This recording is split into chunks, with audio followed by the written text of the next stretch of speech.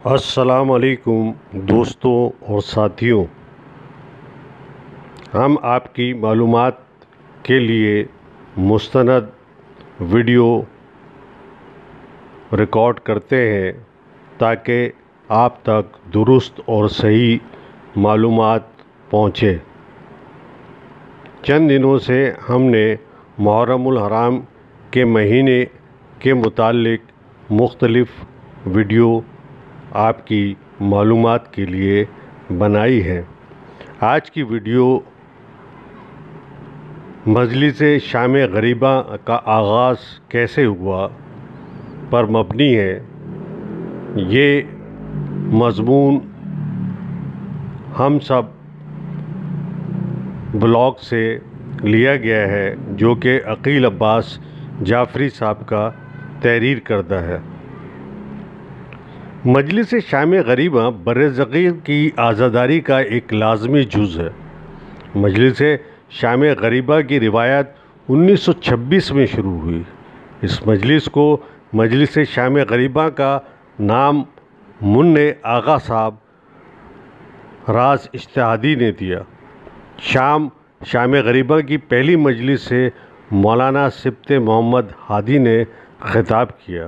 1930 یا 1931 میں یہ مجلس لکھنؤ ریڈیو اسٹیشن سے بھی نشر ہونے لگی۔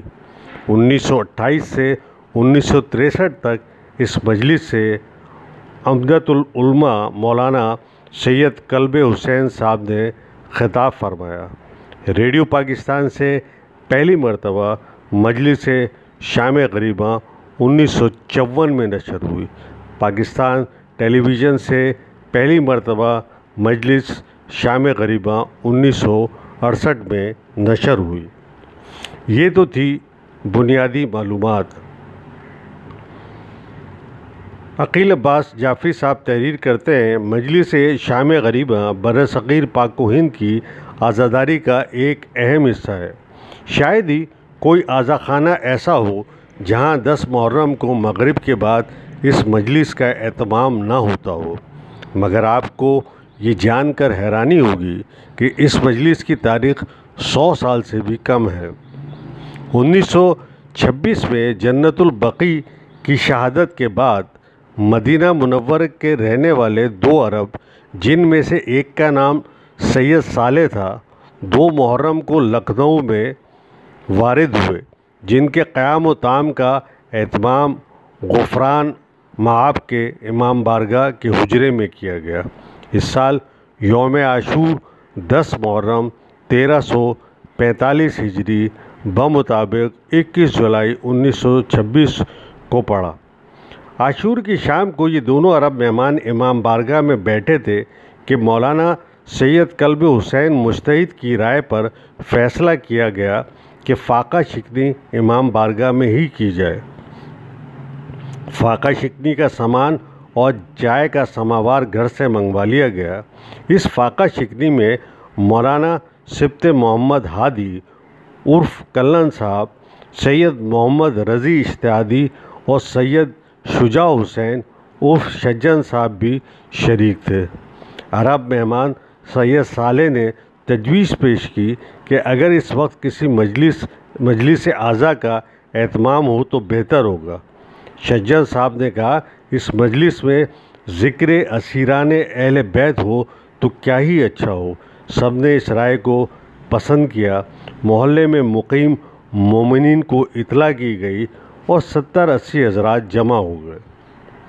مولانا سید سبط محمد ہادی عرف کلن صاحب نے، جو انتخاب العلماء کے لقب سے معروف تھے، ذاکری فرمائی اور خیام حسینی کے جلائے جانے اور اسیران کربلا کے قافلے کے شام کی جانب کوچ کرنے کا ذکر کیا۔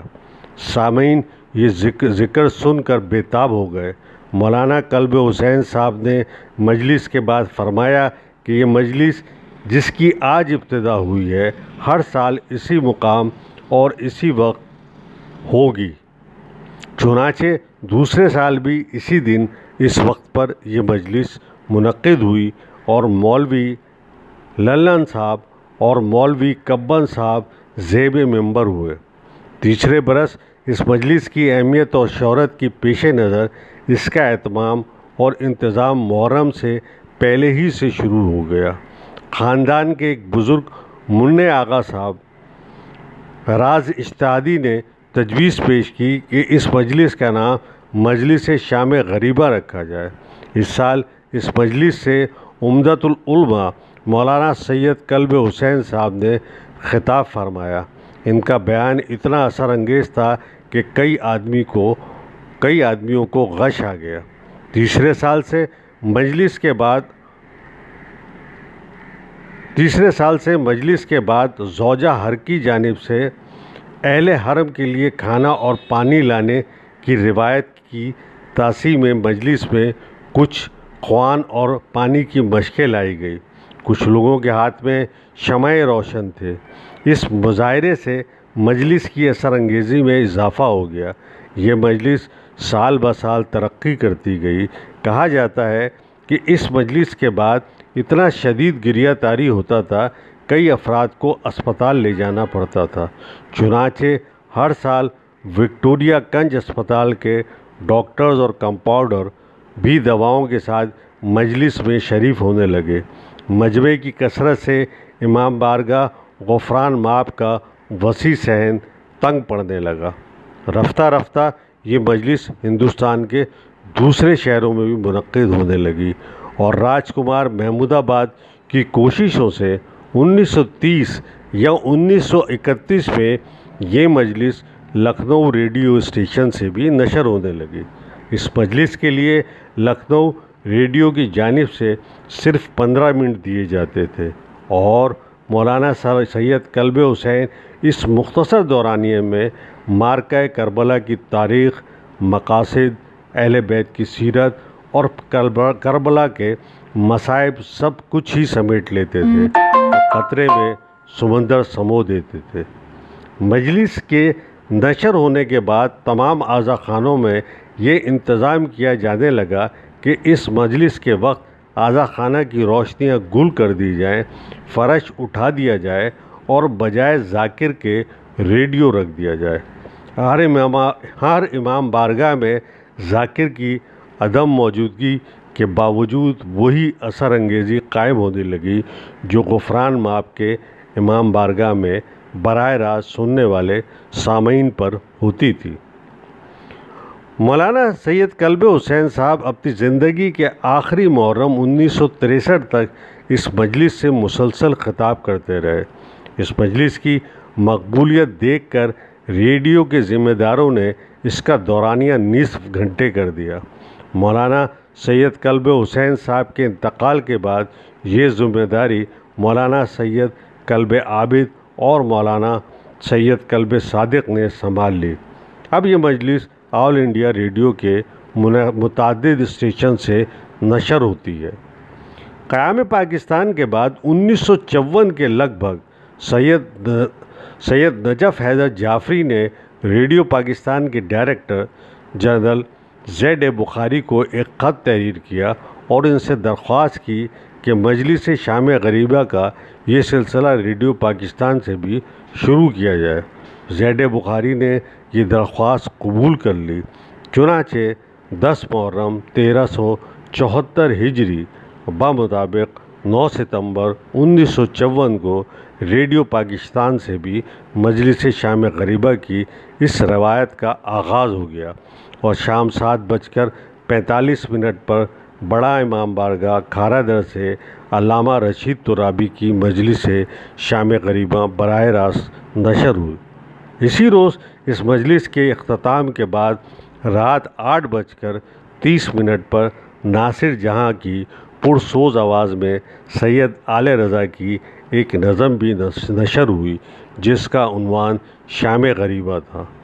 بعد میں یہی نظم سلام آخر کے نام سے معروف ہوئی اور ریڈیو اور ٹیلی ویژن کی مجالس غریبہ کا جزو لازمی بن گئی۔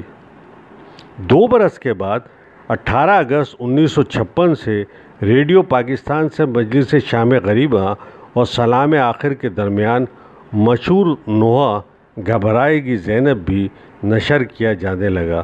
یہ نوحہ ایک روایت کے مطابق عہد انیس کے معروف شاعر چھنو لال دلگیر کا لکھا ہوا ہے۔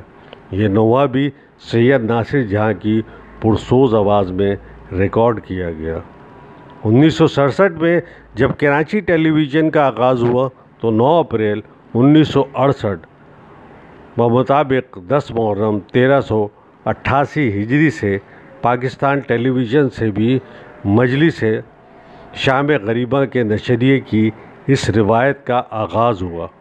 پاکستان ٹیلی ویژن سے نشر ہونے والی پہلی مجلس شام غریبہ سے علامہ محمد مصطفیٰ جوہر نے خطاب کیا۔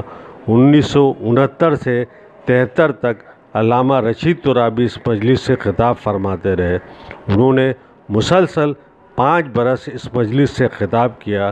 علامہ رشید ترابی کے انتقال کے بعد جن خطیبوں نے پاکستان ٹیلی ویژن سے اس مجلس شام غریبہ سے خطاب کرنے کا اعزاز حاصل کیا، ان میں علامہ عقیل ترابی، علامہ نصیر الاجتہادی، علامہ عرفان حیدر آبادی، علامہ طالب جوہری اور علامہ نسیم عباس کے نام سر فہرست ہیں۔ ناظرین، آپ سے درخواست ہے کہ ہمارے احساس انفو چینل کو سبسکرائب کیجئے، کمنٹس کیجئے اور شیئر کیجئے تاکہ ہماری حوصلہ افزائی ہو اور مزید بہتر سے بہتر معلوماتی ویڈیو آپ کی خدمت میں پیش کر سکیں۔ اس کے علاوہ ہمارے ٹک ٹاک چینل احساس انفو کو بھی فالو کیجئے، لائک کیجئے، شیئر کیجئے اور کمنٹس کیجئے۔ شکریہ۔